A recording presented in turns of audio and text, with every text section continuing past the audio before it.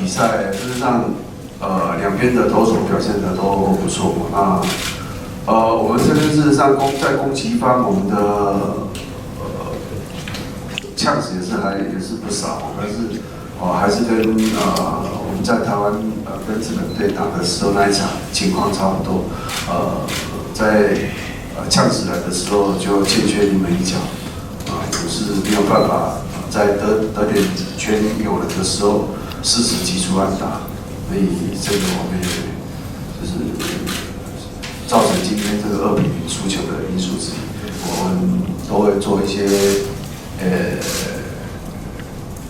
讨论啊，大家会去在棒次上的安排会做一些讨论。不过因为变化也不会太大，因为你说攻击像今天攻击没有说很顺畅，那也不过才3支安打，也才有3个人打安打而已。所以你说再怎么拍来拍去，还是原来这个样子没有差太多，只是说大家在面对得点圈在攻击的时候那种心态我们是不是要再去跟球员大家稍微研究研究看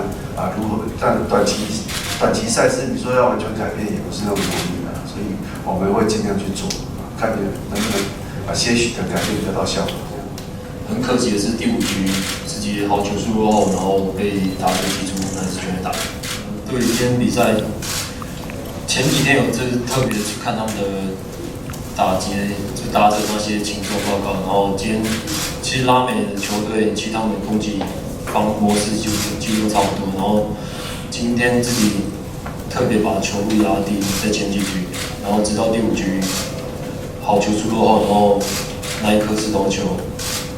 就被他的掌握这样，然后接下来往后几场比赛自